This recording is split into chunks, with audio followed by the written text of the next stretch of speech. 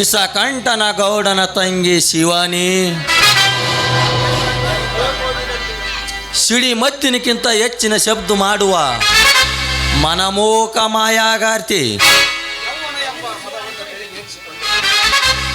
ಯೌವನ ಎಂಬ ಮದವನ್ನು ತೆಲಿಗೇರಿಸಿಕೊಂಡು ಸಿಕ್ಕ ಸಿಕ್ಕ ಗಂಡಸನ ಸವಾಸ ಮಾಡುವ ಆ ಶಿವಾನಿಯನ್ನು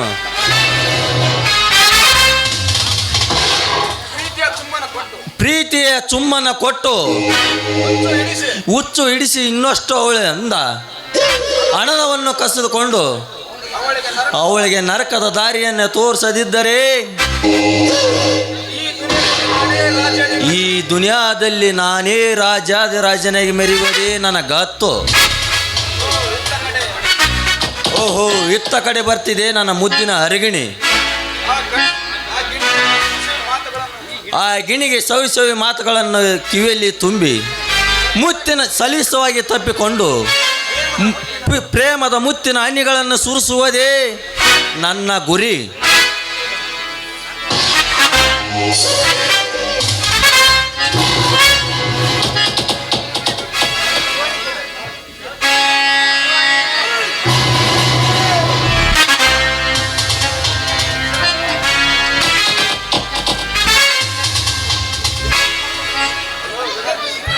ಹಲೋ ವಿರಾಟ್. ಹಲೋ ಧನವಂತ ದೊರೆಯ ತಂಗಿ ಶಿವಾನಿ. ಏನೋ ತುಂಬಾ ಆಲೋಚನೆ ಮಾಡುವಂತೆ ಕಾಣ್ತಿದೆಯಲ್ಲ, ಬಂದು ಬಹಳ ಸಮಯವಾಯ್ತೇನು? ಶಿವಾನಿ, ಜೀವನದಲ್ಲಿ ಸುಖ ಸಿಗದೆ ಹೋದಾಗ ಎಲ್ಲಿಗಾದ್ರೂ ಹೋಗಲೇಬೇಕಲ್ವಾ? ಅದು ಮೇಲಾಗಿ ಹಣವಂತರ ಜೊತೆ ಸ್ನೇಹ ಮಾಡಿದ ಮೇಲೆ ಅವರ ದಾರಿ ಕಾಯ್ತು ನಿಲ್ಬೇಕಲ್ಲ ಈ ಬಡ ಪ್ರೇಮಿ. ನೋಡಿ, ನೀವು ಈ ರೀತಿಯೆಲ್ಲ ಕೆಟ್ಟದಾಗಿ ಮಾತನಾಡಬೇಡಿ. ನಾನು ಸಮಯಕ್ಕೆ ಸರಿಯಾಗಿ ಬರೋಣ ಅನ್ಕೊಂಡೆ, ಆದರೆ ನಮ್ಮ ಅಣ್ಣನ ಕಣ್ತಪ್ಪಿಸಿ ಬರುವುದು ಸ್ವಲ್ಪ ಸಮಯ ಅಷ್ಟೇ. ನನ್ನನ್ನು ಕ್ಷಮಿಸ್ಬಿಡಿ. ಶಿವಾನಿ, ಪ್ರೀತಿ ಬೆಳೆದ ನಂತರ ಪ್ರೇಮಿಗೆ ಸುಖ ನೀಡಲು ಬರುವುದು ಮುಂದಿನ ಬಾಗಲಿನಿಂದ, ಮನೆಯಿಂದ ಇರುವ ಹಿತ್ತಲ ಬಾಗಲಿನಿಂದ. ಬರೇ ಇಲ್ಲಿವರೆಗೂ ಪ್ರೀತಿಯ ಚುಮ್ಮನೆ ಕಂಡಿರುವೆ. ಆದರೆ ಆ ಪ್ರೀತಿಯ ಬಳ್ಳಿಯನ್ನು ಹೇಗೆ ನೀರು ಉಣಿಸಿ ಬೆಳೆಸಬೇಕೆಂಬ ಬುದ್ಧಿ ನಿನಗಿಲ್ಲ. ಹೋಗ್ಲಿ ಬಿಡು, ಅವತ್ತು ನಿನ್ನ ಕಿವಿಯಲ್ಲಿ ಊದಿದೀಶ ಏನಾಯ್ತು? ನೋಡಿ, ಈ ನಿಮ್ಮ ಪ್ರೀತಿಗೆ ನಾನು ತಲೆ ಬಾಗಲೇಬೇಕಲ್ವೇ? ಒಂದು ನಿಮಿಷ ಇರಿ.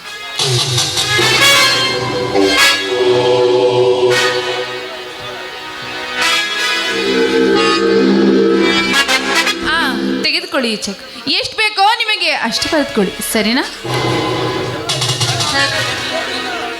ಹೆಣ್ಣಂದರೆ ನಿನ್ನಂಥವಳಿರಬೇಕು, ಅಂದಾಗ ಈ ಬಡ ಪ್ರೇಮಿಗಳಿಗೆ ದಿನಾಲೂ ಹಬ್ಬದ ಊಟ.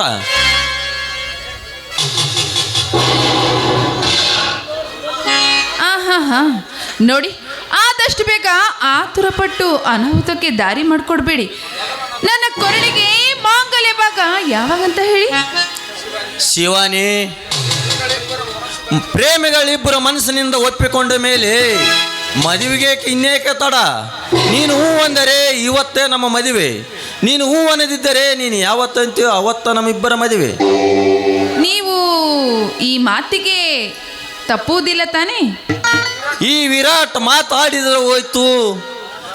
ನನ್ನ ಪ್ರೇಮಕ್ಕೆ ಯಾರೇ ಅಡ್ಡೆ ಬಂದರು ಅವರೊಂದಿಗೆ ಹೋರಾಡಿ ನಿನ್ನ ಕೊರಳಿಗೆ ಮಾಂಗಲ್ಯ ಕಟ್ತೀನಿ ಚಿನ್ನ. ಬೇಗ ಕೊಡ್ತೀಯಾ ಒಂದು ಮುತ್ತು? ಆಯ್ತು, ನೀವು ಕೇಳಿದ ಮೇಲೆ ಕೊಡಲ್ಲ ಅಂತೀನ? ಕೊಡ್ತೇನೆ, ಬನ್ನಿ. I love you, I love you, I love you, I love you.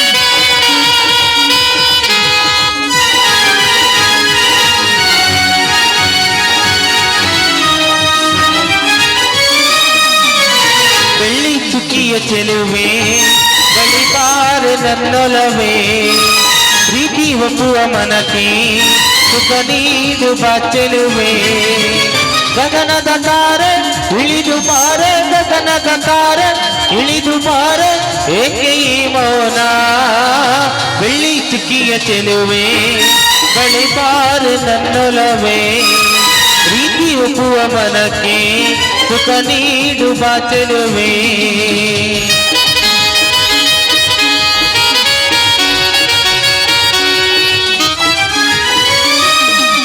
ಆರಂಭೆಯು ಪೂರ್ವಸಿಯು ಆ ಮೇನಕೆಯ ಚೆಲುವು ಈ ಪ್ರೇಮದ ದೇವತೆಯು ನನಗಾಗೆ ಬಂದವಳು ಬಾರೆಯೋ ನನ್ನನಲ್ಲೇ ತೋಳಲ್ಲಿ ಬಿಗಿದಪ್ಪುವೆ ಬಾಬಾರೆಯೋ ನನ್ನನಲ್ಲೇ ತೋಳಲ್ಲಿ ಬಿಗಿದಪ್ಪುವೆ ಸುಮಧುರ ಕವನ ನಿನ್ನ ಗಾನ ಹುಡುಗಿ ನೀನೇ ನನ್ನಯ ಪ್ರಾಣ ಏಕೆ ಈ ಮೌನ I love you I love you I love you I love you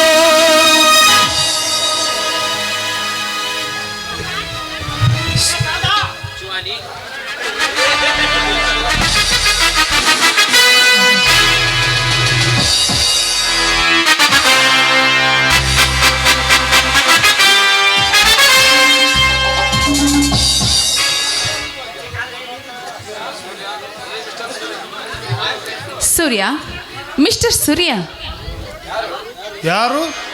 ಓಹೋ, ಈ ಸುತ್ತು 40 ಹಳ್ಳಿಯ ಗೌಡ್ಕಿ ವಂಶದ ದರ್ಪದಿಂದ ಮೆರೆಯುವ ಇಸಕಂಠ ಗೌಡನ ತಂಗಿ.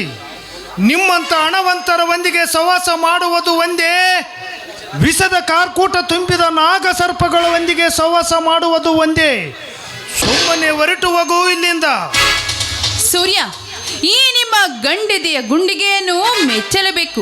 ದಿನಕ್ಕೆ ಒಮ್ಮೆ ಆದ್ರೂ ನಿಮ್ಮ ಮುಖ ನೋಡದೇ ಇದ್ರೆ ನನ್ನ ಮನಸ್ಸಿಗೆ ನೆಮ್ಮದಿನೇ ಇರುವುದಿಲ್ಲ ಸೂರ್ಯ. ನಾನಂತೂ ನಿಮ್ಮನ್ನು ಬಯಸಿ ಬಂದಿರುವೆ. ದಯವಿಟ್ಟು ನನ್ನನ್ನು ದೂರ ತಳ್ಳಿಬಿಡಿ ಸೂರ್ಯ. ಬಾ ಸೂರ್ಯ, ಬಾ. ಶಿವಾನಿ, ನೀನು ಮಾತನಾಡುತ್ತಿರುವುದು ಎಲ್ಲವೂ ನೀರಿನಲ್ಲಿ ಹೋಮ ಮಾಡಿದಂತೆ ಆಗುತ್ತದೆ. ಸುಮ್ಮನೆ ನನ್ನ ತಲೆ ತಿನ್ನದೆ ನನ್ನಿಂದ ಕಣ್ಣು ಮರೆಯಾಗು. ಹೊರಟು ಹೋಗು ಇಲ್ಲಿಂದ. ಸೂರ್ಯ, ಸಿಟ್ಟಿನಲ್ಲಿ ನೀವು ನನ್ನ ಕೆನ್ನೆಗೆ ಬಾರಿಸಿದರೂ ನನಗೇನು ಬೇಜಾರಿಲ್ಲ. ಆದರೆ ಈ ನಿಮ್ಮ ಪ್ರೀತಿ, ಈ ನಿಮ್ಮ ಬಿಸಿ ಅಪ್ಪುಗೆ ನನಗೆ ಬೇಕೆಂದು ಓಡೋಡಿ ಬಂದಿದ್ದೇನೆ. ದಯವಿಟ್ಟು ನನ್ನನ್ನು ದೂರ ತಳ್ಳಬೇಡಿ Surya. I love you Surya, I love you. ನಿಲ್ಲಿಸು ಶಿವಾನಿ. ಮನಸ್ಸಿನಲ್ಲಿ ಚಿಗುರಿಸಿಕೊಂಡ ಕೆಟ್ಟ ಕಾರ್ಯವನ್ನು ಆ ದುಷ್ಟ ನಿಮ್ಮಣ್ಣ ನಮ್ಮ ಮನೆತನದ ಮೇಲೆ ಸಾಕಷ್ಟು ಅನ್ಯಾಯ ಮಾಡಿದ್ದಾನೆ.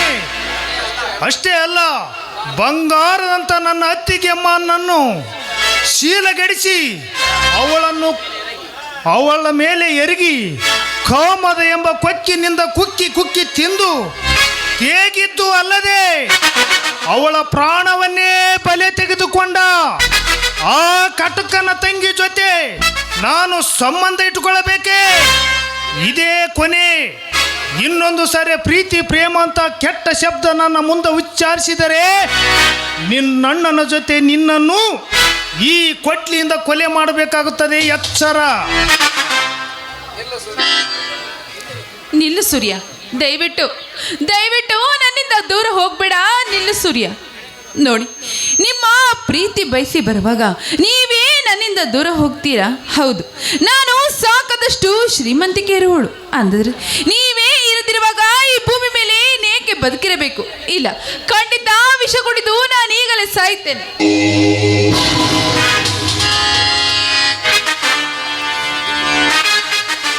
ಶಿವಾನಿ, ಈ ಕೆಲಸವನ್ನು ಕೈಲಾಗದ ಏಡಿಗಳು ಮಾಡಿಕೊಳ್ಳುತ್ತಾರೆ. ಮತ್ತೆ ನಾನೇ ಬೇಡವೆಂದಿರುವಾಗ ಈ ಭೂಮಿ ಮೇಲೆ ನಾನು ಏಕೆ ಬದುಕಿರಬೇಕು? ಬೇಡ ಸೂರ್ಯ, ನಾನು ಈಗಲೇ ವಿಷ ಕುಡಿದು ಸಾಯುತ್ತೇನೆ. ಶಿವಾನಿ, ನೀನು ತೆಗೆದುಕೊಂಡ ನಿರ್ಧಾರ ತಪ್ಪು. ನಿನ್ನಣ್ಣ ಈ ಸುತ್ತು 40 ಹಳ್ಳಿಗಳಲ್ಲಿ ಅವನ ಆಡಿದ ಕರ್ಮಕಾಂಡದ ಆಟವನ್ನು ನಾನೇ ಬಯಲಿಗೆಳೆದು ಅವನ ದುರ ಅಹಂಕಾರಕ್ಕೆ ತಕ್ಕ ಶಿಕ್ಷೆ ನೀಡುವುದನ್ನು ನೀನು ಕಣ್ಣಾರೆ ನೋಡಬೇಕು. ಅಲ್ಲಿವರೆಗೆ ಬದುಕಬೇಕು ಶಿವಾನಿ, ನೀನು ಬದುಕಬೇಕು. ನೋಡು ಸೂರ್ಯ, ಅದು ನೀವೇನ್ ಮಾಡ್ತಿರೋ ನನಗೆ ಗೊತ್ತಿಲ್ಲ. ಆದರೆ ನೀವು ನನ್ನ ಕೊರಳಿಗೆ ತಾಳಿ ಕಟ್ತೀನಂತ ಹೇಳೋವರೆಗೂ ಖಂಡಿತ ನಾನು ಬದುಕ್ತೇನೆ. ಇಲ್ಲವಂದರೆ ನಾನು ಸಾಯ್ತೇನೆ. ಶಿವಾನಿ, ನಿನಗೆ ಸಮಯ ಸಿಕ್ಕಾಗ ಎಲ್ಲವನ್ನು ಸಾರಿಸ್ತಾರವಾಗಿ ಹೇಳುತ್ತೀನಿ. ಅಲ್ಲಿವರೆಗೆ ಸ್ವಲ್ಪ ಕಾಯುವುದು ಒಳ್ಳೆಯದು. ಆಯ್ತು ಸೂರ್ಯ, ನಿನಗೋಸ್ಕರ ಎಷ್ಟು ತಿಂಗಳು ಬೇಕಾದರೂ ಕಾಯ್ತೀನಿ. ಇಲ್ಲವಾದ್ರೆ ಜೀವನ ಪೂರ್ತಿ ನಿಮ್ಗೋಸ್ಕರ ಕಾಯ್ತೇನೆ. ಸರಿನಾ ಸೂರ್ಯ? ನೋಡು ಶಿವಾನಿ, ನಾನು ತೊಟ್ಟ ಛಲ ತೀರಿಸಿಕೊಳ್ಳುವವರೆಗೂ ನನ್ನ ಕಣ್ಣಿಗೆ ನಿದ್ರೆ ಇಲ್ಲ. ಸುಮ್ಮನೆ ನನಗೆ ತೊಂದರೆ ಕೊಟ್ಟು ನನ್ನ ಮೂಡು ಆಫ್ ಮಾಡಬೇಡ. ನೋಡಿ, ನೀವು ತೊಟ್ಟ ಛಲ ತೀರೋವರೆಗೂ ನಾನು ನಿಮ್ಮ ಜೊತೆಲೇ ಇರ್ತೀನಿ. ಒಟ್ನಲ್ಲಿ ನೀವು ನನ್ನ ಪ್ರೀತಿನ ಒಪ್ಕೊಂಡ್ರು, ನನಗೆ ಮದುವೆ ಮಾಡ್ಕೊಂಡ್ರೆ ಅಷ್ಟೇ ಸಾಕು. ಆಯ್ತು, ಈಗ ನಾನು ಏನು ಮಾಡಬೇಕು? ನನ್ನೊಂದಿಗೆ ಹಾಡಿಕೊಂಡಿದ್ದು ಕುಪ್ಪಳಿಸಬೇಕು. ನಲ್ಲೇ ನಿನ್ನ ಕಾಣದೆ ಕ್ಷಣವೋ ನಾ ಬದುಕೆನೆ, ಅರುಕ್ಷಣ ಮನ ನಿನ್ನ ಬಿಡೆನೆಂದೆನ.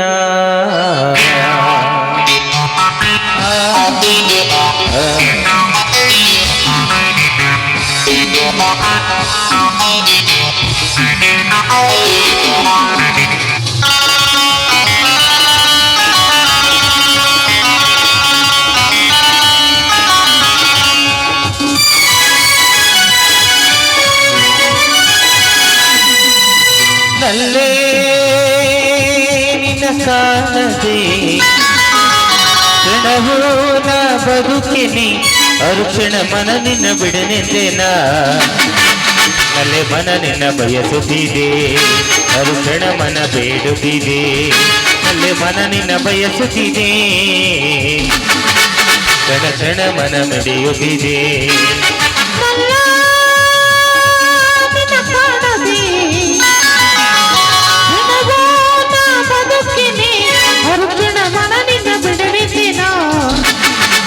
ನಲ್ಲೆ ಮನ ನಿನ್ನ ಬಯಸುತ್ತಿದೆ, ಅರುಕ್ಷಣ ಮನ ಬೇಡುತ್ತಿದೆ. ನಲ್ಲೆ ಮನ ನಿನ್ನ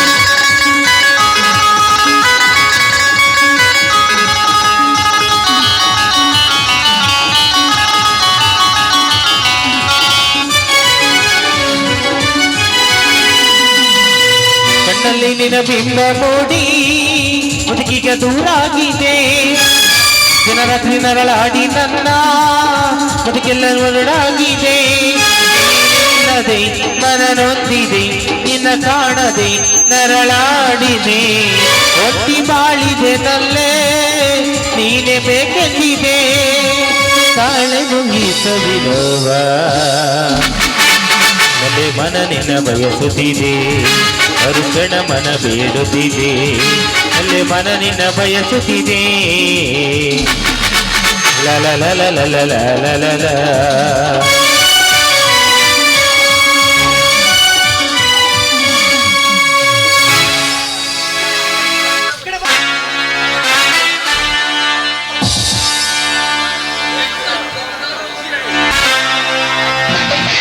ಗೀತ ಪಾಠ ಕಲಿಯಲು ಪ್ರಾರಂಭಿಸಿದ್ದಾಳೆ. ಈಗ ನಾನು ಸುಮ್ಮನಿದ್ದರೆ ಈ ಸಮಾಜದಲ್ಲಿ ನನ್ನ ಘನತೆ ಗೌರವಕ್ಕೆ ತಕ್ಕ ಲೇ ಸೂರ್ಯ, ನೀನೀಗ ಉರಿಯುತ್ತಿರುವ ಜ್ವಾಲಾಮುಖಿ ಎಂಬ ಗೂಡಿಗೆ ಕೈ ಹಾಕಿದ್ದೀಯ ಮಗನೇ. ಇನ್ನು ಕೆಲವು ದಿನಗಳಲ್ಲಿ ನನ್ನ ಕೈಯಿಂದ ಸುಟ್ಟು ಪೂಜೆ ಆಗ್ತೀಯ ಮಗನೇ.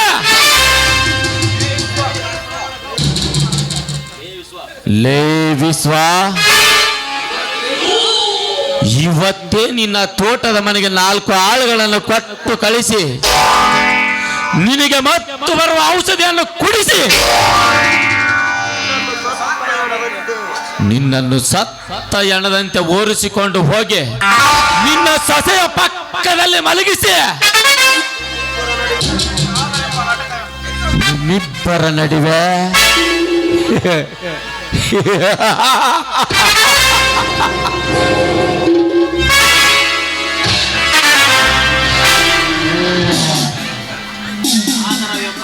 ಆದರ ಎಂಬ ನಾಟಕ ರಚನೆ ಮಾಡಿ ಈ ಸುತ್ತು 40 ಹಳ್ಳಿಗಳಲ್ಲಿ ನಿನ್ನ ಮಾನ ಮರ್ಯಾದೆಯನ್ನು ಗಾಳಿಗೆ ತೂರಿ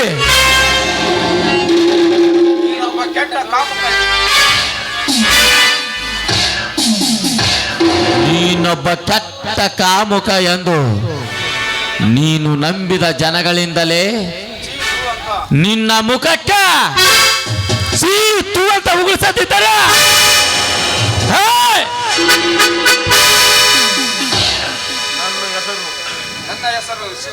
ನಾ ಪೇರು ವಿಷಕಂಠ ಗೌಡ ಕಾದು.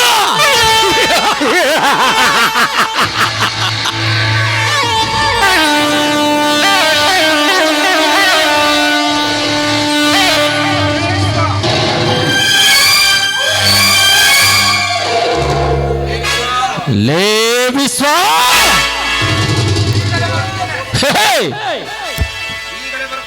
ಈಗಲೇ ಬರ್ತೀನಿ ನಿನ್ನ ತೋಟದ ಮನೆಗೆ.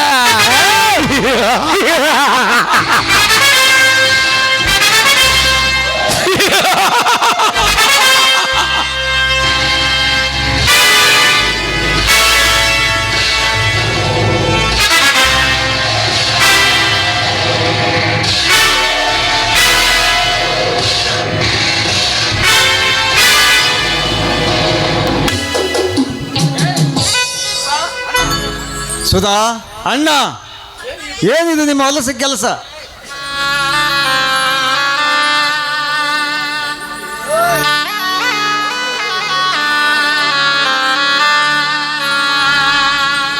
ಸ್ವಾಮಿ,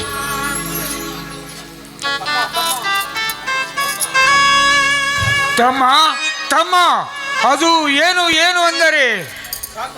ಸಾಕು ನಿಲ್ಲಿಸಣ್ಣ, ದೇಹವನ್ನು ತರಬೇತಿ ಮಾಡುವುದು. ಸುಧಾ, ಯಾಕೆ ನೀವಿಬ್ಬರು ಕದ್ದು ಮುಚ್ಚಿ ಆಡುವುದ ರತಿ ಕಾಮದಾಟ ಅರ್ಧಕ್ಕೆ ನಿಂತು ಹೋಯ್ತೆ? ಸ್ವಾಮಿ, ಎಂತ ಮಾತಾಡ್ತಾ ಇದ್ದೀರಿ ನೀವು? ಮಾವನವರು ಅಂತ ಕೆಟ್ಟ ಮನುಷ್ಯರಲ್ಲ ಸ್ವಾಮಿ. ತಮ್ಮ, ನಾನು ತೋಟದ ಮನೆಯಲ್ಲಿ ಮಲಗಿಕೊಂಡಿದ್ದೆ.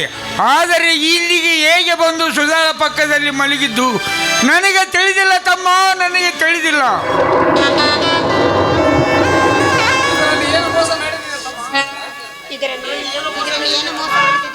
ತಮ್ಮ, ಇದರಲ್ಲಿ ಏನೋ ಮೋಸ ನಡೆದಿದೆ ತಮ್ಮ. ನನ್ನನ್ನು ನಂಬು ತಮ್ಮ, ನನ್ನನ್ನು ನಂಬು.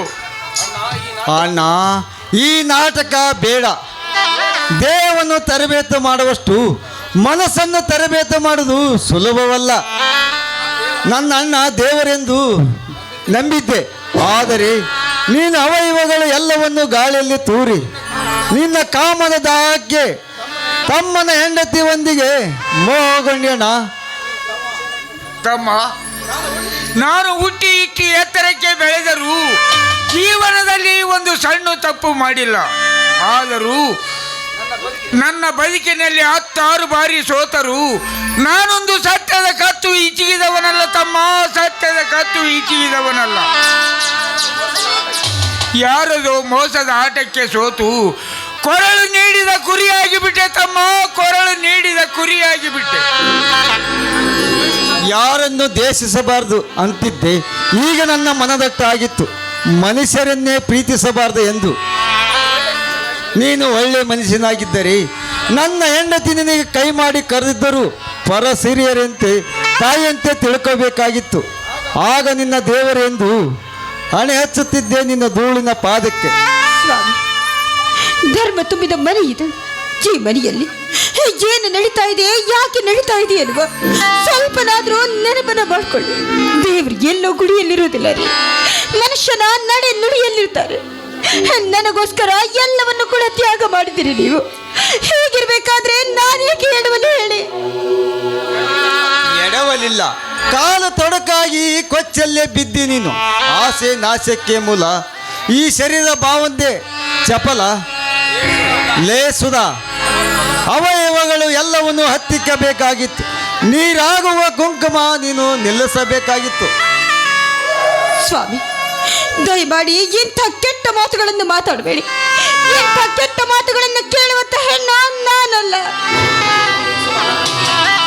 ಹೌದು ಸುಧಾ, ಗಂಡ ಮನೆ ಬಿಟ್ಟು ಹೊರಗಡೆ ಹೋದ ಮೇಲೆ ಅಣ್ಣನನ್ನು ಮಾವನನ್ನು ಕರೆದುಕೊಂಡು ರತಿ ಕಾಮದ ಆಟ ಅರ್ಧಕ್ಕೆ ದುರ್ಚಟಕ್ಕೆ ಕೈ ಹಾಕದಿದ್ದಿಲ್ಲ ನೀನು.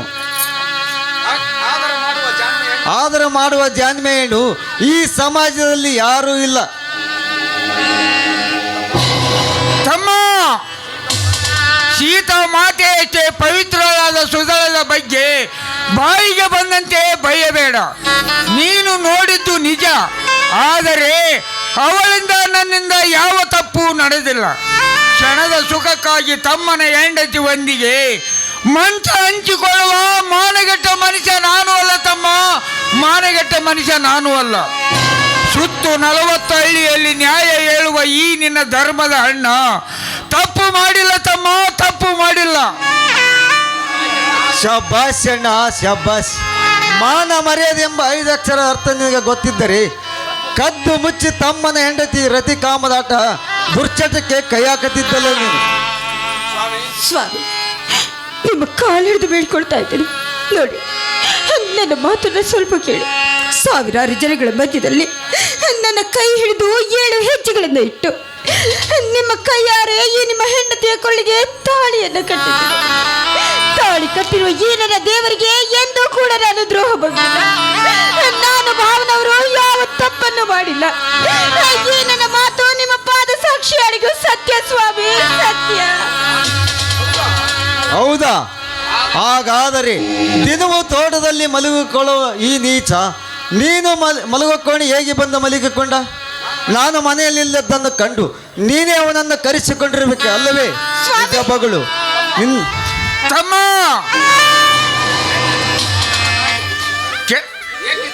ಏಕೆ ಚುಚ್ಚು ಮಾತುಗಳನ್ನಾಡಿ ನನ್ನನ್ನು ಸಾಯಿಸ್ತಿ? ಇದರಲ್ಲಿ ಏನೋ ಮೋಸ ನಡೆದಿದೆ ತಮ್ಮ.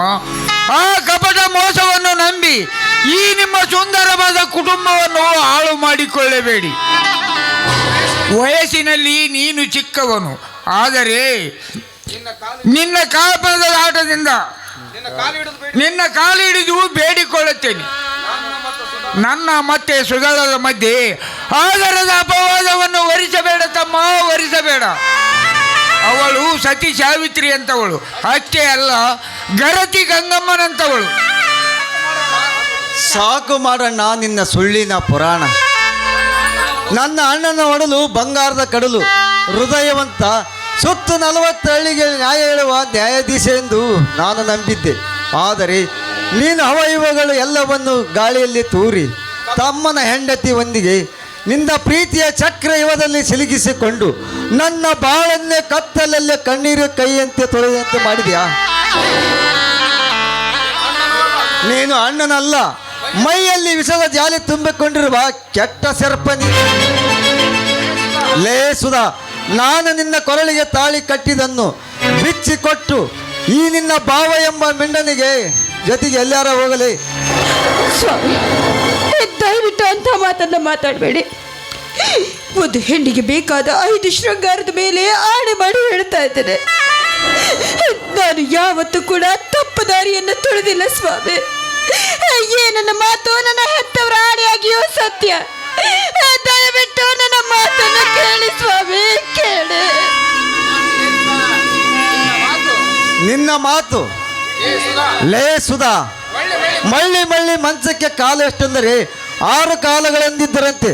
ಅದರಂತೆ ತಲೆ ತುಂಬ ಸೆರಗು ಹೊತ್ತು ಆ ಸೆರಗು ಮುಸುಗಿನಲ್ಲಿ ಯಾರಿಗೆ ಗೊತ್ತಾಗಲಾರದಂತೆ 100 ಗಂಡಸರಿಗೆ ಸೆರಗಾಸುವ ಗಯ್ಯಾಳಿ ಹೆಣ್ಣು ನೀನು. ನಿನ್ನಂತ ಹಾದರಗಿತ್ತಿಗೆ ನನ್ನ ಮನೆಯಲ್ಲಿ ಸ್ಥಾನವಿಲ್ಲ. ಹೊರಟು ಹೋಗಲೇ ಹೆಜ್ಜೆ ತಪ್ಪಿದ ಹೆಣ್ಣೆ. ಲೇ ಪಾಪಿ, ಹಗಲಿರುಳು ನಿನ್ನ ಏಳಿಗೆಗಾಗಿ ಪರಿತಪ್ಪಿಸಿದ ಸತಿಗೆ ಒಡೆಯಲು ಮುಂದಾದಿಯ ಚಾಂಡಾಲ. ಈ ನನ್ನ ತಾಯಿ ಸಾಕ್ಷಾತ್ಕಾರ ಹೇಮರೆಡ್ಡಿಯ ಮಲ್ಲಮ್ಮನಂತವಳು. ಈ ತಾಯಿಯ ಬಗ್ಗೆ ಇನ್ನೊಮ್ಮೆ ಹೊಲಸು ನುಡಿಗಳನ್ನು ನುಡಿದರೆ ಕ್ಷಣದಲ್ಲೇ ನಿನ್ನನ್ನು ಸಾಯಿಸ್ತೇನೆ. ನಿಜಾಂಶ ಅರ್ಥ ಮಾಡಿಕೊಂಡು ಮಾತನಾಡಬೇಕು. ಅದನ್ನು ಬಿಟ್ಟು ಬಾಯಿಗೆ ಬಂದಂತೆ ಬೊಗಳಬೇಡಲೇ ಮುಟ್ಟಾಳ.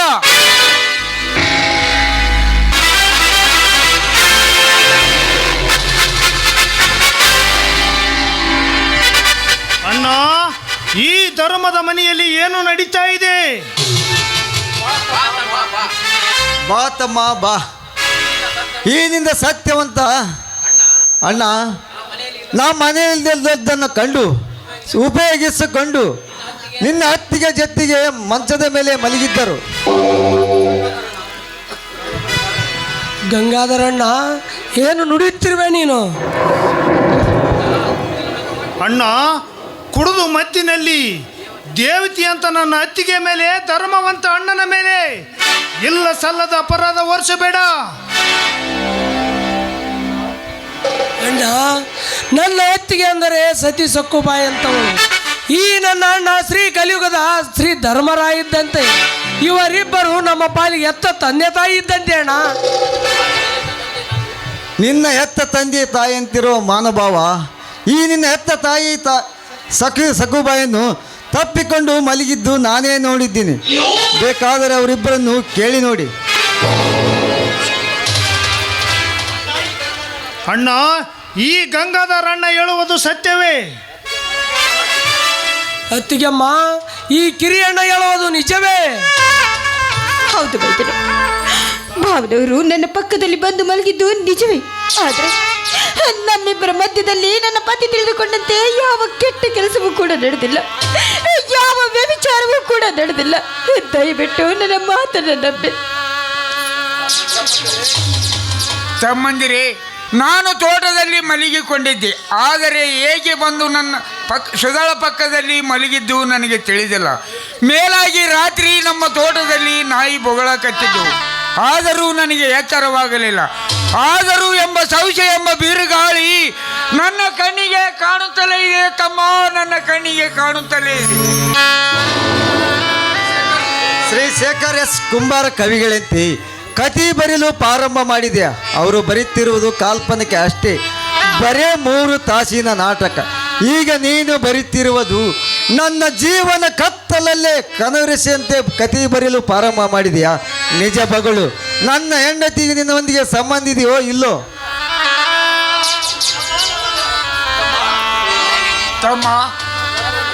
ತಮ್ಮ ನನ್ನನ್ನು ನಂಬು ತಮ್ಮ, ನನ್ನನ್ನು ನಂಬು. ನಾನು ಒಂದು ಅಂತ ಕೆಟ್ಟ ನೀಚ ಕೆಲಸ ಮಾಡಿಲ್ಲ. ಇದು ಸತ್ಯ, ಇದು ಸತ್ಯ. ಹೌದು ರೀ, ಮಾವನವರ ಮಧ್ಯದಲ್ಲಿ ನನ್ನ ಮಧ್ಯದಲ್ಲಿ ಯಾವ ಕೆಟ್ಟ ಅಪವಾದವೂ ಕೂಡ ನಡೆದಿಲ್ಲ. ದಯವಿಟ್ಟು ನನ್ನ ಮಾತನ್ನು ಕೇಳಿ. ಒಂದು ಕೆಲಸ ಮಾಡಿ, ಅಂತ ಅನುಮಾನ ನಿಮಗೆ ಇದ್ದಿದ್ದೆ ಆದರೆ ಈ ಕ್ಷಣವೇ ಡಾಕ್ಟರ್ ಬಳಿಯಲ್ಲಿ ಕರೆದುಕೊಂಡು ಹೋಗಿ ನನ್ನನ್ನು ಚೆಕ್ ಮಾಡಿಸಿ ಸ್ವಾಮಿ. ಹೊಲಸೆ, ನಾನು 4 ಮಧ್ಯದಲ್ಲಿ ಮರೆದಿಟ್ಟುಕೊಂಡು ಬಾಳಿದವನು. ನಿನ್ನಿಂದ ದೂರು ನಾನೇ ಇರುವುದು ಉತ್ತಮ. ನಿಲ್ಲು ಅಣ್ಣ, ನೀನು ಕಣ್ಣಾರೆ ಕಂಡ, ನೀನು ಮನೆ ಬಿಟ್ಟ ಹೋದರೆ ನೀನು ಕಣ್ಣಾರೆ ಕಂಡ ವೀನ ಕೃತ್ಯಕ್ಕೆ ಪರಿಹಾರ ಸಿಗುವುದೇ? ಹೇಳು ಅಣ್ಣ, ಹೇಳು. ಅಣ್ಣ, ಇದರಲ್ಲಿ ಏನೋ ಮೋಸ ನಡೆದಿದೆ. ಸ್ವಲ್ಪ ದಿನಗಳ ಮೇಲೆ ತಾನೇ ಗೊತ್ತಾಗುತ್ತದೆ. ಅಲ್ಲಿಯವರೆಗೂ ಈ ನಮ್ಮ ತುಂಬಿದ ಸಂಸಾರದ ಮಾನ ಮರ್ಯಾದೆಯನ್ನು ಗೌಪ್ಯವಾಗಿ ಇಡೋಣ ಅಣ್ಣ. ಲೇ ಚಂದ್ರ, ನೀನು ಹುಚ್ಚರಂತೆ ಮಾತನಾಡಿ ನನ್ನನ್ನು ಹುಚ್ಚನಾಗಿ ಮಾಡಬೇಡ.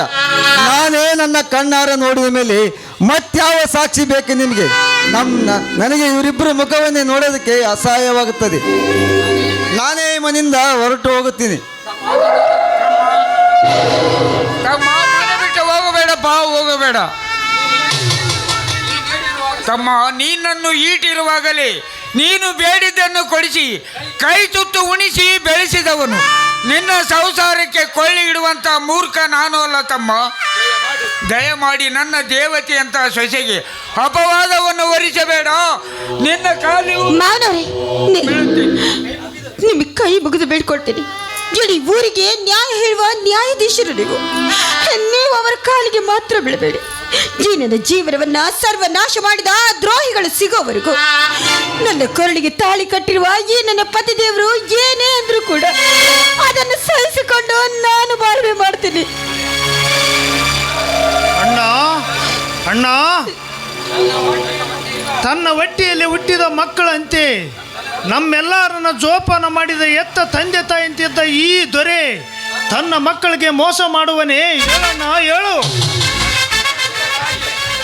ತಮ್ಮಂದಿರ ಸುಖಕ್ಕಾಗಿ ಎಲ್ಲವನ್ನು ತ್ಯಾಗ ಮಾಡಿದ ಈ ದೇವಮಾನವನು ನಮ್ಮ ಹತ್ತಿಗೆಯೊಂದಿಗೆ ಸರಸಲ್ಲ ಪಾಡುವನೆ? ಸಾಧ್ಯವಿಲ್ಲ ಅಣ್ಣ, ಸಾಧ್ಯವಿಲ್ಲ. ಸೂರ್ಯ ಚಂದ್ರ ಇವನು ಎಂಥವನೆನ್ನುವುದು ನನಗೆ ಗೊತ್ತು. ಈ ರಾಕ್ಷಸ ಕರುಣೆ ಇಲ್ಲದ ಕಟಕ. ಅಷ್ಟೇ ಅಲ್ಲ, ತಮ್ಮಂದಿರಿಗೆ ಮೋಸ ವಂಚನ ಮಾಡಿ ಈ ಸಮಾಜದಲ್ಲಿ ತಾನೊಬ್ಬನೇ ನ್ಯಾಯಾಧೀಶ ಎಂದು ಮೆರೆಯುವ ಸ್ವಾರ್ಥಿ ಅಣ್ಣ ಇವನು. ಎಲ್ಲರಿಗೂ ನೀವು ಒಂದು ಇರಿ, ನಾಳೆ ಗೊತ್ತಾಗುತ್ತದೆ ಇವನು ಉಸುರಳಿಂತ ನಟನೆ. ಸ್ವಾಮಿ, ನಾನೇನು ತಪ್ಪು ಮಾಡಿಲ್ಲ. ದಯಮಾಡಿ ನನ್ನನ್ನು ಬಿಟ್ಟು ಹೋಗಬೇಡಿ ಸ್ವಾಮಿ, ನನ್ನನ್ನು ಬಿಟ್ಟು ಹೋಗಬೇಡಿ. ಲಜ್ಜೆಗೆಟ್ಟ ಹೆಣ್ಣೆ, ಕಾಮದಾಸೆಗೆ ನನ್ನ ಅಣ್ಣನ್ನೇ ಇಟ್ಟುಕೊಂಡಿರಿಯೋ. ನಾಳೆ ಮತ್ತಾರನ್ನು ಇಟ್ಟುಕೊಂತೀವಿ ಯಾರೋ ಕಾಣೆ.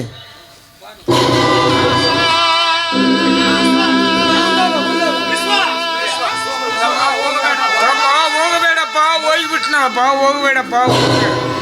ಅಣ್ಣ, ತನ್ನ ಅರಿವಿನ ತಪ್ಪು ತನಗೆ ತಿಳಿದ ಮೇಲೆ ಅತ್ತಿಗೆ ಅಮ್ಮನನ್ನು ಮತ್ತು ಈ ನಮ್ಮನ್ನೆಲ್ಲರನ್ನು ಹುಡುಕಿಕೊಂಡು ಮನೆಗೆ ಬಂದೇ ಬರ್ತು ನನ್ನ ನಂಬಿಕೆ ನನಗಿದೆಯಣ್ಣ. ಸೂರ್ಯ, ಅಣ್ಣ ಹತ್ತಿಗೆ ಮರ ಮಧ್ಯೆ ಯಾರು ಉಳಿ ಹಿಂಡುವರು ಅನ್ನೋದು ನಾವು ಬೇಗನೆ ಪತ್ತೆ ಹಚ್ಚಲೇಬೇಕು. ಅಣ್ಣ ಅತ್ತಿಗೆಮ್ಮ, ನೀವೇನು ನೊಂದುಕೊಳ್ಳಬೇಡ್ರಿ. ಈ ಅಪವಾದ ಸುಳಿಯಿಂದ ಹೊರ ತರುವಂತೆ ಮಾಡುವುದೇ ನಮ್ಮಿಬ್ಬರ ಕಾಯಕ.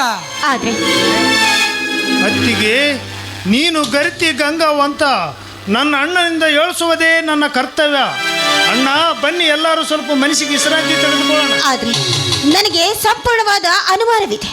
ಆ ವಿಷಕಂಠೆ ಗೌಡ ಮತ್ತು ಆ ವಿರಾಟ್ ಅವರಿಬ್ಬರೇ ಈ ನನ್ನ ಬಾಳನ್ನು ಹಾಳು ಮಾಡೋದಕ್ಕೆ ಕಾರಣ ಆಯಿತು. ಹೌದಮ್ಮ, ನನಗೂ ಅವರ ಮೇಲೆ ಅನುಮಾನವೇ.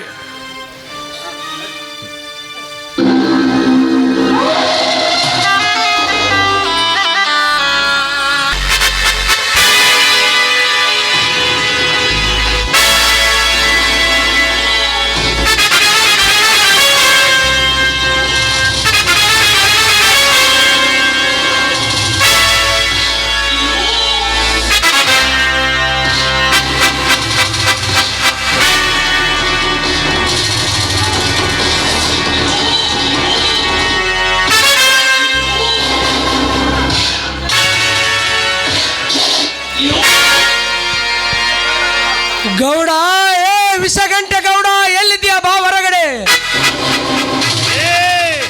ಮುದ್ದು ಜನಗಳ ಕಣ್ಣಿನಲ್ಲಿ ಮಣ್ಣು ಉಗ್ಗಿ ಬಡವರ ಬೆವರಿನ ನೀ ಮೋಸದಿಂದ ಕುಡಿದು ಬಡವರ ಬಾಳನ್ನು ಕಣ್ಣೀರ ಕಡಲಲ್ಲಿ ನೂಕಿದ ಸೊಕ್ಕಿನ ಗೂಳಿಗಳೇ, ಎಲ್ಲಿದಿರಿ? ಬನ್ನಿ ಹೊರಗಡೆ.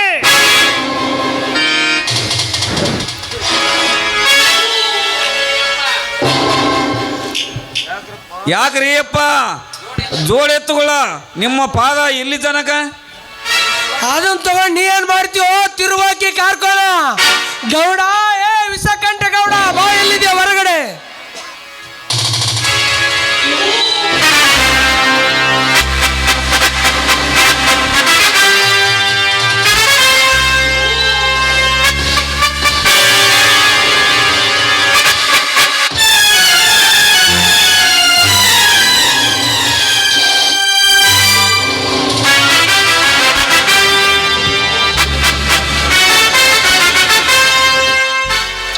ಬರಬೇಕು ಬರಬೇಕು ಶಾಂತಿಪುರದ ಜೋಡು ಎತ್ತುಗಳ.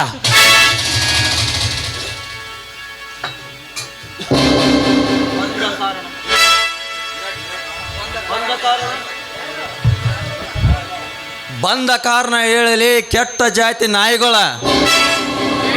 ಕೊಬ್ಬಿನ ದನಿಕನೇ, ಜಾತಿ ಎತ್ತಿ ಮಾತನಾಡಿದರೆ ನಿನ್ನ ನೆತ್ತಿಯನ್ನು ಕಿತ್ತಿ ರಕ್ತ ಕುಡಿಬೇಕಾಗಿತ್ತು. ಎಚ್ಚರ. ಧರ್ಮದಿಂದ ಮಾತನಾಡಿದರೆ ಪ್ರಾಣ ಕೊಡ್ತೀವಿ, ಕರ್ಮದಿಂದ ಮಾತನಾಡಿದರೆ ಸೀಳಿ ಬಿಡ್ತೀವಿ. ಎಚ್ಚರ.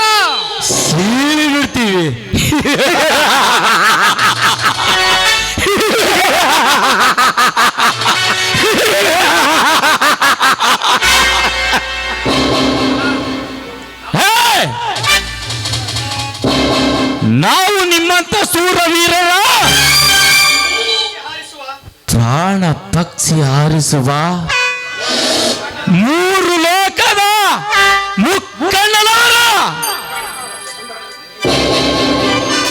ಮೂರು ಲೋಕದ ಮುಕ್ಕಣ್ಣನವರು. ನೀನು ಮೂರು ಲೋಕದ ಮುಕ್ಕಣ್ಣನಾದರೆ ಆ ಮುಕ್ಕಣ್ಣರ ತಿಕ್ಕದ ಮೇಲೆ ಮುಷ್ಟಿಯಿಂದ ಗುದ್ದಿ ಸಾಯಿಸುವ ಯಮ ಕಿಂಕರಲೇ.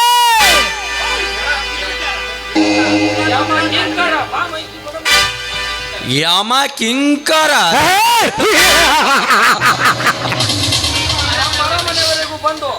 ನಮ್ಮ ಅರಮನೆಯವರಿಗೆ ಬಂದು ನಮಗೇಲೆ ಎಂದು ಉಚ್ಚ ಶಬ್ದ ಮಾತನಾಡುವ ನಿಮ್ಮ ದೇಹವನ್ನು ನೆಟ್ಟಗ ಸೀಳಿ ನಿಮ್ಮ ಅಶರಕ್ತವನ್ನೇ ನೀರಿನಂತೆ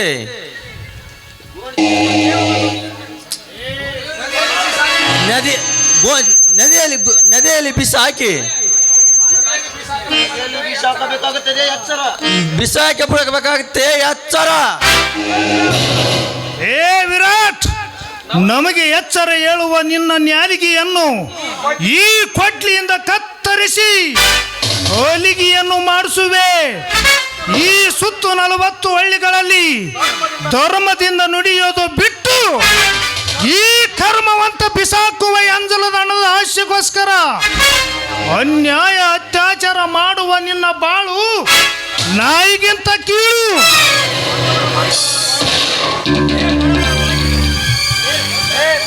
ಏ ದೊಡ್ಡವರ ಬಾಗಿಲು ಕಾಯುವ ಕುನ್ನಿಯೇ, ಧರ್ಮವಂತರ ಮಡಿಲಿನಲ್ಲಿ ಜನಿಸಿದ ನಮ್ಮನ್ನು ನದಿ ಕಾಣಿಸಲು ನಿಮ್ಮಿಂದಲ್ಲ, ನಿಮ್ಮ ಅಪ್ಪರಿಂದಲೂ ಸಾಧ್ಯವಿಲ್ಲ.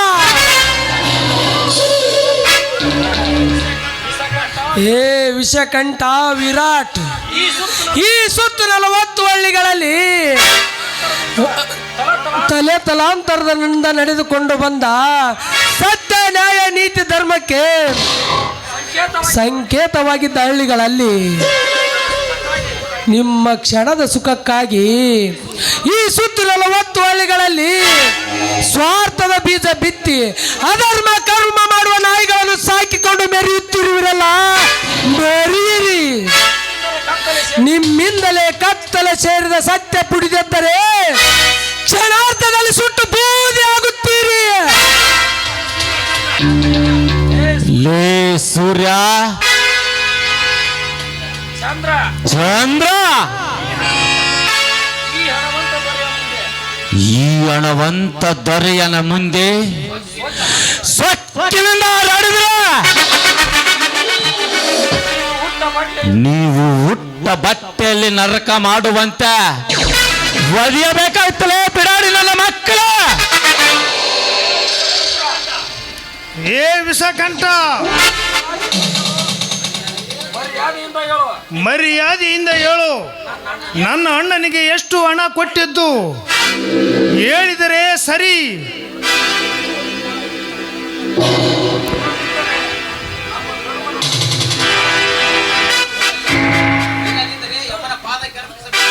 ಇಲ್ಲದಿದ್ದರೆ ನಿಮ್ಮನ್ನು ಯಮನ ಪಾದಕ್ಕೆ ಅರ್ಪಿಸಬೇಕಾಗುತ್ತದೆ. ಎಚ್ಚರ. ಯಮನ ಪಾದಕ್ಕೆ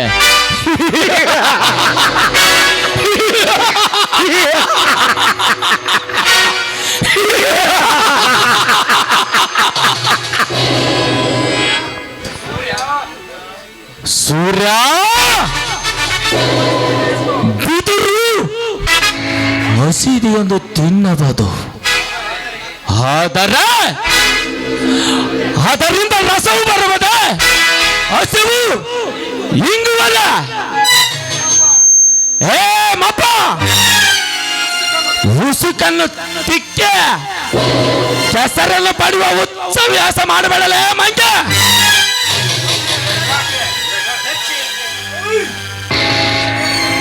ದಕ್ಷ ಯಜ್ಞಕ್ಕೆ ಹರಿಬ್ರಹ್ಮ ಸಮೇತ ಬಂದರು.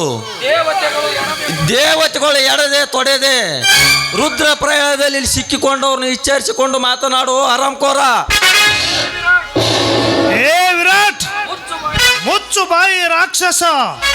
ಕೊನೆಗೆ ಆ ದುರಹಂಕಾರಿ ದಕ್ಷನ ಗತಿ ಏನಾಯ್ತು ಎಂದು ಅರಿತಿರುವೆಯಲ್ಲ ವಿಷಕಂಠ. ಕುಂಬಾರ ಗುಂಡಯ್ಯ ಮಾಡಿದ್ದು ಗಡಿಗಿ ಮಣ್ಣಿನಿಂದ ಹುಟ್ಟಿದರೂ ತಿರುಗಿ ಅದು ಪುನಃ ಮಣ್ಣಾಗಲು ಸಾಧ್ಯವೇ? ಅದರಂತೆ ನೀವು ಸ್ವಾರ್ಥದ ಕಾರ್ಯದ ಮನೆಯಲ್ಲಿ ಮೆರೆಯುತ್ತಿರುವ ಸತ್ಯ ಸನ್ಮಾರ್ಗದ ಹಾದಿಯಲ್ಲಿ ನಡೆಯೋದು ಖಂಡಿತ ಸಾಧ್ಯವಿಲ್ಲನ್ನೋದು ನಮಗೆ ಅರ್ಥವಾಯಿತು. ಅರ್ಥವಾದ ಮೇಲೆ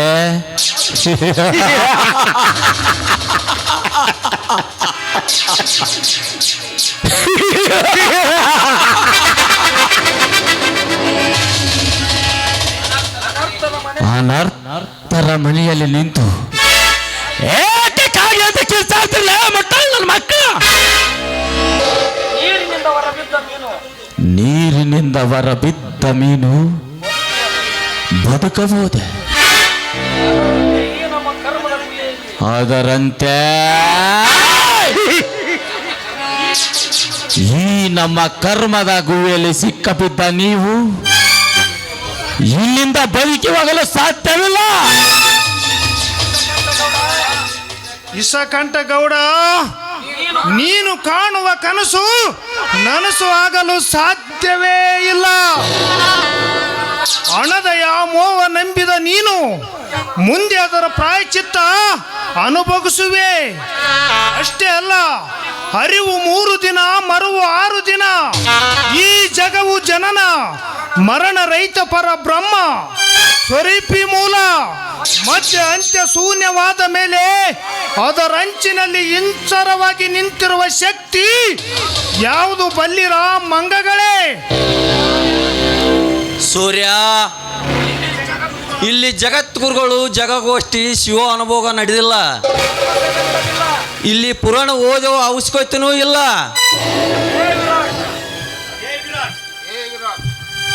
ಏ ವಿರಾಟ್, ನಾವು ಪಂಡಿತರೆಂದು ನಿಮ್ಮ ಮುಂದೆ ಹೇಳಲು ಬಂದಿಲ್ಲ. ಈ ನರಲೋಕವು ಬ್ರಹ್ಮನ ಟಂಕಸಾಲಿ ಇದ್ದಂತೆ. ಇಲ್ಲಿ ನಿರ್ಮಿತವಾದ ನರನೆಂಬ ನಾಣ್ಯ ಸದಾಚಾರ ಪೇಟೆಯಲ್ಲಿ ಧರ್ಮ ಸೇವೆಗೆ ಉಪಯೋಗಿಸಲ್ಪಟ್ರೆ ಒಳ್ಳೆಯದು. ಇಲ್ಲದಿದ್ದರೆ ಈ ಧರ್ಮದ ಭೂಮಿಯಲ್ಲಿ ಮಾನವನಾಗಿ ಹುಟ್ಟಿದ ಮೇಲೆ ನ್ಯಾಯ ನೀತಿ ಧರ್ಮ ಸೇವೆಗೆ ತಲೆಬಾಗಿ ನಡೆದರೆ ನಿಮ್ಮನ್ನು ಸೃಷ್ಟಿಸಿದ ಆ ದೇವರು ಮೆಚ್ಚುವುದಿಲ್ಲ. ಲೇ ಚಂದ್ರ,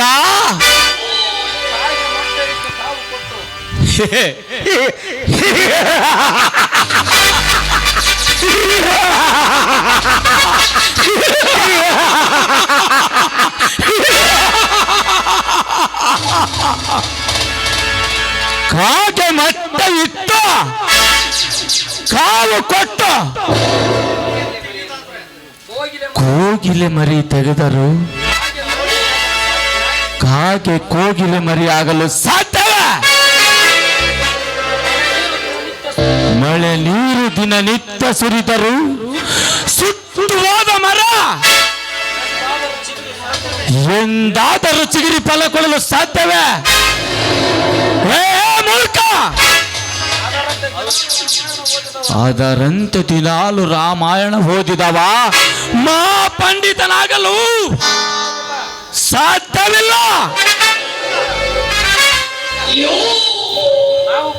ನಾವು ಪಂಡಿತರೆಂದು ನಿಮ್ಮ ಮುಂದೆ ಹೇಳಲು ಬಂದಿಲ್ಲ.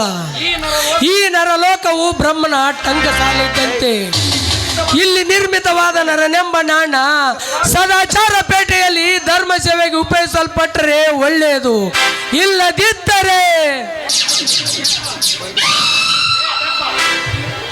ಏ ಬೆಪ್ಪ ತಕ್ಕಡಿ, ನೀತಿ ಬೋಧನೆ ಪಾಠ ಮಾಡಿದ ಮಾತ್ರಕ್ಕೆ ನೀನೇನು ದೊಡ್ಡ ಜ್ಞಾನಿ ಆಗಲ್ಲ. ಏ ಸೊಕ್ಕಿನ ಧನಿಕರೇ, ಅಜ್ಞಾನದ ಅಡವಿಯಲ್ಲಿ ನಿಮ್ಮ ಮದ ಏರಿದ ಮದ್ದಾನಿ ತಿರುಗುತ್ತದೆ. ಆ ಮದ ಏರಿದ ಮದ್ದಾನಿಗೆ ಜ್ಞಾನ ಎಂಬ ಅಂಕುಶದಿಂದ ಬುದ್ಧಿ ಕಲಿಸುವೆ.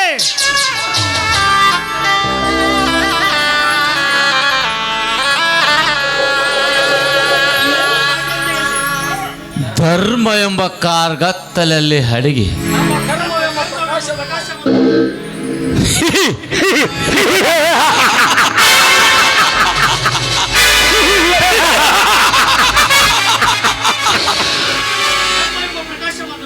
ನಮ್ಮ ಪ್ರಕಾಶವನ್ನು ನಿಂದಿಸುವ ಗೂಬೆ ಲೇ ಸುರ, ನಿಮ್ಮ ಭಾಷಣ ಮುಗೀತು ಅಥವಾ ಇಲ್ಲವಾ?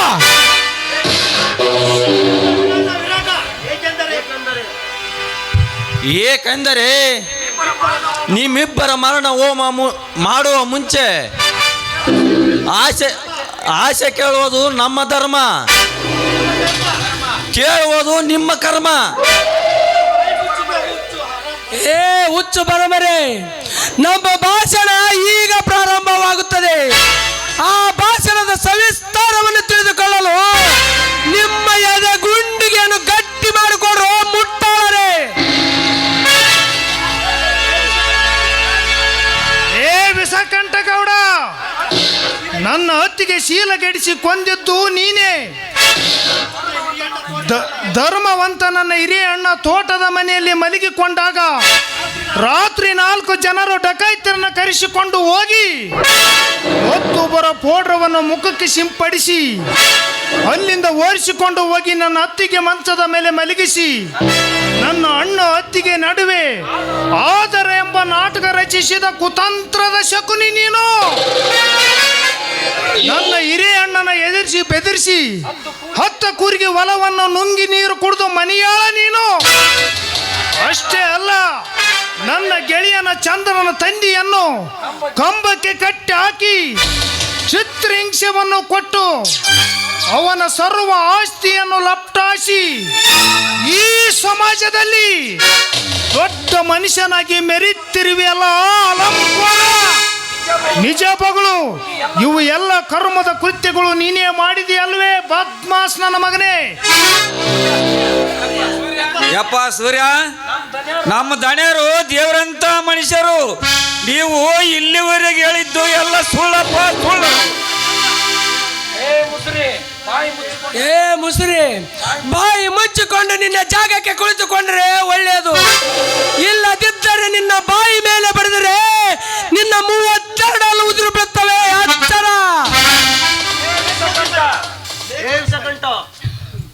ಏ ಕೋತಿ ಮರೆ, ಕೈಯಲ್ಲಿ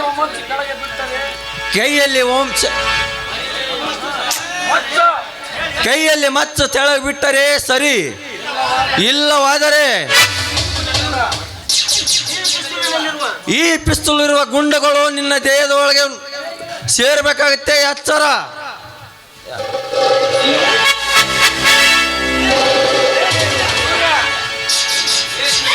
ಲೇ ಸೂರ್ಯ, ನೀನು ಇಲ್ಲಿವರೆಗೂ ನಮ್ಮ ಮನೆ ಎಳವರು ಓದಿದಂತೆ ಓದಿದೀಯಲ್ಲ, ಅವು ಎಲ್ಲವೂ ಸತ್ಯ. ಒಟ್ಟಾರೆ ನನ್ನ ಗತ್ತು ಏನಂದರ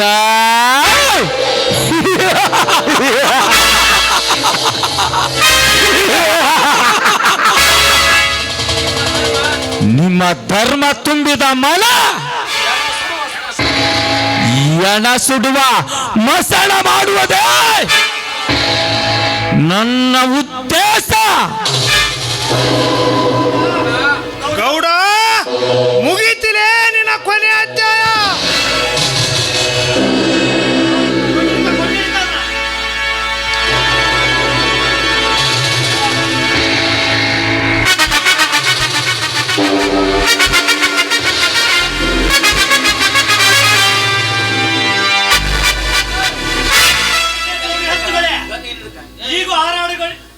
ಈಗ ಹಾರಾಡ್ಲಿ ಜೋಡು ಎತ್ತುಗಳೇ.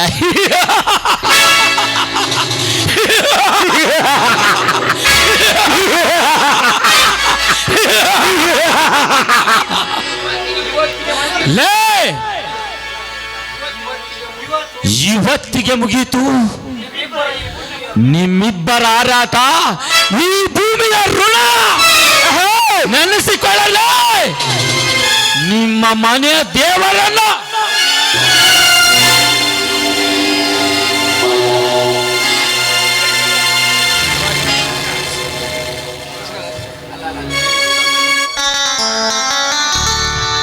ವಿಷಕಂಠ ಗೌಡ,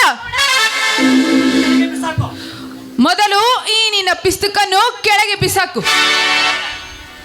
ಈ ಊರಿಗೆ ದೊಡ್ಡ ಗೌಡನಂತೆ ಮೆರೆಯಬೇಡ.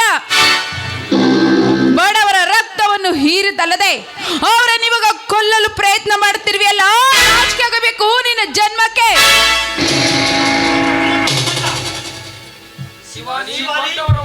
ಶಿವಾನಿ, ದೊಡ್ಡವರ ವಂಶದಲ್ಲಿ ಹುಟ್ಟಿ ದಡ್ಡರ ತರ ಮಾತನಾಡಬೇಡ. ಇಲ್ಲದಿದ್ದರೆ ತಂಗಿ ಅನ್ನುವುದನ್ನು ಮರೆತ ವಾದ್ದು ಬುದ್ಧಿ ಕಲಿಸಬೇಕಾಗುತ್ತೆ. ಎಚ್ಚರ. ಏ ಅಣ್ಣ, ಸಾಕು, ಬಾಯಿ ಮುಚ್ಚು. ಶ್ರೀಮಂತರ ರಕ್ತವನ್ನು ಹೀರಿದಲ್ಲದೆ ಇಂದು ಅವರ ಸಂಸಾರವನ್ನು ಬೀದಿ ಪಾಲು ಮಾಡಿ ಅದೆಷ್ಟೋ ಹೆಣ್ಣು ಮಕ್ಕಳ ಬಾಳನ್ನು ನಾಶ ಮಾಡಿದಲ್ಲದೆ ಇವರ ಮೇಲೆ ಇಂಥ ಹೀನ ಕೆಲಸ ಮಾಡುತ್ತಿರುವೆಯಲ್ಲ, ನಿನ್ನ ಅಣ್ಣನೆಂದು ಕರೆಯಲು ನನಗೆ ನಾಚಿಕೆ ಬರುತ್ತಿದೆ. ಶಿವಾನಿ, ಏನಿದು?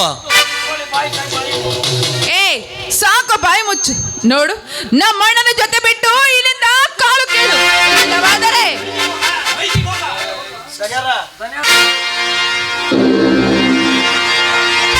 ದಣ್ಯಾರ, ಇದು ಏನಿದು?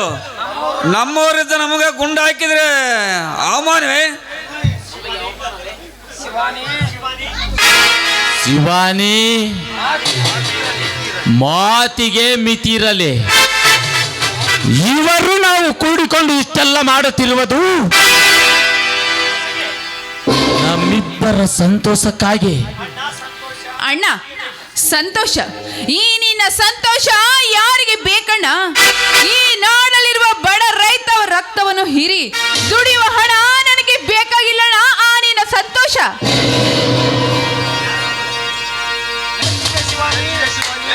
ಮೆಚ್ಚಿದೆ ಶಿವಾನಿ ನಿನ್ನ ನಿಸ್ವಾರ್ಥದ ಬುದ್ಧಿಗೆ. ಆದರೂ ಕೆಟ್ಟ ಸರ್ಪದ ರಕ್ತ ಹಂಚಿಕೊಂಡು ಹುಟ್ಟಿರೋದ್ರಿಂದ ನಿನ್ನನ್ನು ನಂಬಲು ಅಷ್ಟೊಂದು ಸುಲಭವಲ್ಲ. ಪ್ಲೀಸ್ ಸೂರ್ಯ, ನನ್ನ ಮಾತನ್ನು ಕೇಳಿ. ನನ್ನ ಅಣ್ಣ ರಕ್ತ ನನ್ನ ರಕ್ತ ಒಂದೇ ಇರಬಹುದು, ಆದ್ರೆ ನಮ್ಮಿಬ್ಬರ ಗುಣಗಳು ಮಾತ್ರ ಬೇರೆ ಬೇರೆ. ನಾನೇ ಇವರಿಗೆ ಬುದ್ಧಿ ಮಾತು ಹೇಳ್ತೀನಿ, ದಯವಿಟ್ಟು ನನ್ನನ್ನು ಅರ್ಥ ಮಾಡ್ಕೊಳ್ಳಿ ಸೂರ್ಯ. ನೋಡಿ, ನೀವು ಸುತ್ತಿ ಬಳಸಿ ಮಾತನಾಡಿದರೆ ನಿಮ್ಮ ಬಣ್ಣದ ನುಡಿಗಳಿಗೆ ಮಳ್ಳಾಗುವ ಮನುಷ್ಯರು ನಾವೆಂದು ತಿಳಿದಿರುವಿರಾ? ಶಿವಾನಿ, ಕರ್ಮದ ಗರ್ಭದಲ್ಲಿ ಕುಳಿತು ಧರ್ಮವನ್ನೇ ಬಲೆಪಡಿಸುವ ಬಕ ಪಕ್ಷಗಳಂದು ನಾವು ಯಾವತ್ತೋ ತಿಳಿದುಕೊಂಡಿದ್ದೀವಿ. ಬಾ ಸೂರ್ಯ ಬಾ, ಇಂದಿಲ್ಲ ನಾಳೆ ಈ ಉಪಾಯದಿಂದ ಅಪಾಯದ ದಡ್ಡಿಗೆ ಈ ಸೊಕ್ಕಿನ ಟಗರಗಳನ್ನು ಕೂಡಿ ಹಾಕಿ ನಮ್ಮೂರಿನ ಆರಾಧ್ಯ ದೇವತೆಗೆ ಬಲಿ ಕೊಡೋಣ. ಬಾ ಸೂರ್ಯ, ಹೋಗೋಣ ಬಾ. ಸೂರ್ಯ, ನಿಲ್ಲು ಸೂರ್ಯ. ಸೂರ್ಯ,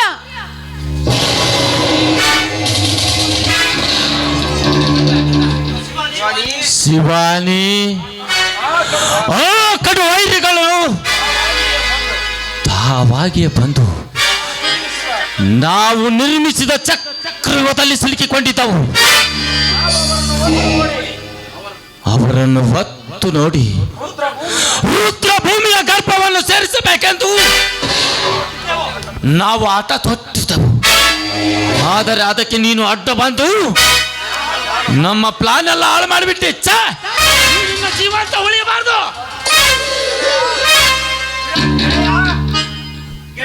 ಗೆಳೆಯ, ಈ ನಿನ್ನ ತಂಗಿಯವರು ಈ ಪ್ರಪಂಚ ಧ್ಯಾನದ ಹಸಕೂಸು. ಪಾಪ, ಅವಳ ಕೊಂದ ಮಾತ್ರಕ್ಕೆ ನಿನ್ನ ಸೇಡಿನ ಪ್ರತಿಫಲ ತಿರುವೆ. ಹೇಳು ಗೆಳೆಯ, ಹೇಳು. ಅಣ್ಣ, ನೀನು ನನ್ನ ಬಗ್ಗೆ ತಪ್ಪು ತಿಳ್ಕೊಂಡಿದ್ದೀಯ. ಬೇವಿನ ಗಿಡದಲ್ಲಿ ಮಾವಿನಕಾಯಿ ಹುಟ್ಟಲು ಸಾಧ್ಯವೇನಣ್ಣ? ನಾನು ನಿನ್ನ ತಂಗಿ ಅಣ್ಣ. ನಿನ್ನ ಮೈಯಲ್ಲಿ ಹರಿತಿರುವ ರಕ್ತವೇ ನನ್ನ ಮೈಯಲ್ಲಿ ಹರಿತಿರುವುದು ಅಣ್ಣ. ಅವರ ಮೇಲೆ ನಾನು ಸೇಡು ತೀರಿಸಿಕೊಳ್ಳದೆ ಅವರನ್ನು ಮಾತ್ರ ನಾನು ಸುಮ್ಮನೆ ಬಿಡುವುದಿಲ್ಲ ಅಣ್ಣ, ಬಿಡುವುದಿಲ್ಲ. ಯಪ್ಪ ದಣ್ಯಾರ, ಯಪ್ಪ ದಣ್ಯಾರ, ತೇಟ ನಮ್ಮ ಗಡಿಸಾನಿ ಸೇಮ ನಿಮ್ಮಂಗ ಮುಸುರಿ.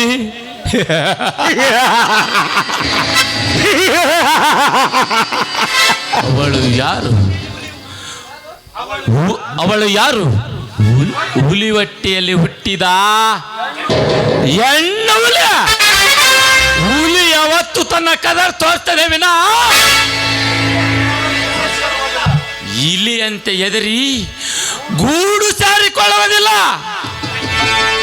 ತಂಗಿ, ಇನ್ನು ಕೆಲವು ದಿನಗಳಲ್ಲಿ ಆ ಸೂರ್ಯ ಚಂದ್ರರನ್ನು ಕಡಿಸಿ ಎಡೆಗೆ ತುಂಬಿಸದಿದ್ದಾರೆ ನಾನು ನಿನ್ನ ಸೋದರನೇ ಅಲ್ಲ.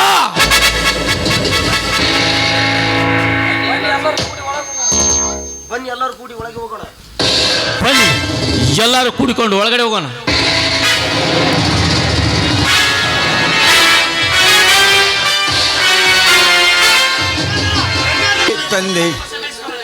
ತಂದೆ ಜಗದ ಜ್ಯೋತಿ ಬಸವೇಶ್ವರನಿ, ಅಂದವಾದನ್ನ ಮಡಿದುಕೊಂಡು ಕಟ್ಟಿಕೊಂಡು ಚಂದನ ಸಂಸಾರ ಬಂಡಿ ಸಾಗಿಸಬೇಕೆಂದು ಅಂದುಕೊಂಡಿದ್ದೆ. ಆದರೆ ನನ್ನ ಬಾಳು ಇಂದು ಬೀದಿ ಪಾಲಾಗಿತ್ತು.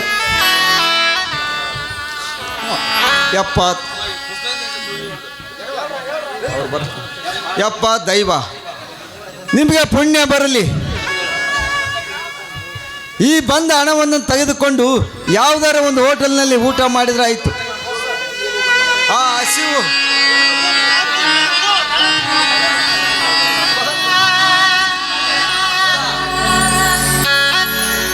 ಅಂದ ಹಾಗೆ ಮೊದಲು ಅವರನ್ನ ಎಬ್ಬಿಸೋಣ. ಎದ್ದೇಳಪ್ಪ.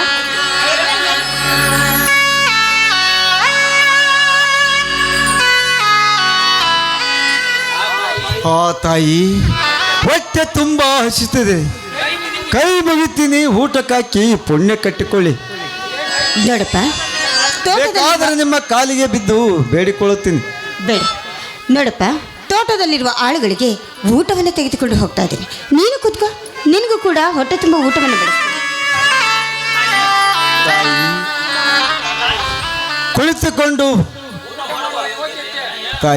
ಕುಳಿತುಕೊಂಡು ಊಟ ಮಾಡುವಷ್ಟು ಯೋಗ್ಯತೆ ನನಗಿಲ್ಲ. ನಾನು ನಿಂತುಕೊಂಡೇ ಊಟ ಮಾಡ್ತೀನಿ. ನೀಡು ತಾಯಿ, ಹಸಿದ ಹೊಟ್ಟೆಯನ್ನು ಹೊಟ್ಟೆ ತುಂಬಿಸಿಕೊಳ್ತೀನಿ. ನೀಡು ತಾಯಿ, ನೀಡು. ನಿಮ್ಮನ್ನ ಎಲ್ಲೇ ನೋಡಿದಂತೆ ಕಾಣುತ್ತದೆ. ನೀನು ಸುಧಾ ಅಲ್ಲವೇ? ಹೌದು, ನಾನು ಸುಧಾ. ಅಂದ ಹಾಗೆ ನೀವ್ಯಾರು ಅಂತ ನನಗೆ ಗೊತ್ತಾಗ್ಲಿಲ್ಲ.